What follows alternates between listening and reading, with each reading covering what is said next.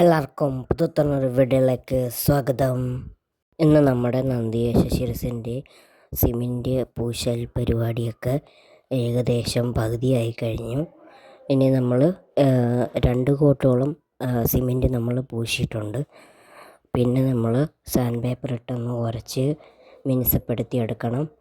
ഇന്ന് നമ്മൾ ചെയ്തത് മൂക്കുകയറിൻ്റെ അവിടെ വരുന്ന ശിവലിംഗമാണ് നമ്മൾ ആദ്യം തുടങ്ങുന്നത്. അത് ചെയ്തിട്ടാണ് ബാക്കിയുള്ള വർക്ക് നമ്മൾ തുടങ്ങുന്നത്.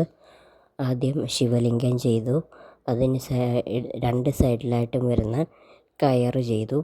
അതും നമ്മൾ വാൾപൊട്ടി വെച്ചിട്ട് ഇത് വെച്ചിട്ട് ഫെവിക്കോളും കൂടെ മിക്സ് ചെയ്തിട്ട് ക്ലേ രൂപത്തിലാക്കിയിട്ടാണ് ചെയ്തത്. പിന്നെ നമ്മൾ ചെയ്തത് നന്ദിയേശൻ്റെ വായ്ഭാഗമാണ്. പല്ല് വായ്ഭാഗത്തിൻ്റേതൊക്കെയാണ് ചെയ്തത്. അങ്ങനെ നമ്മൾ അത് ചെയ്ത് പൂർത്തിയാക്കി. പിന്നെ ഫെവിക്രിലിൻ്റെ ക്ലേ വെച്ചിട്ട് നമ്മൾ സർപ്പത്തിനെ ഉണ്ടാക്കി. ആദ്യം ഞാൻ എംസിയിൽ വെച്ചിട്ടാണ് ചെയ്തത്. അതത്ര എനിക്ക് മനസ്സിന് തൃപ്തി വന്നില്ല. അതുകൊണ്ട് ഞാൻ അത് ഉപേക്ഷിച്ചിട്ട് ഫെവിക്രിലിൻ്റെ ക്ലേ കൊണ്ട് ഞാൻ പുതിയതായിട്ട് പണിഞ്ഞെടുത്തു.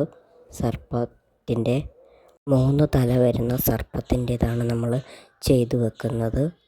അങ്ങനെ സിമൻറ്റ് പൂശലൊക്കെ എല്ലാത്തിൻ്റെ ഏകദേശം പൂർത്തിയായി. ഇനി നമ്മൾക്ക് കൊമ്പ് പിടിപ്പിക്കുക എന്നുള്ളൊരു പരിപാടിയുണ്ട്.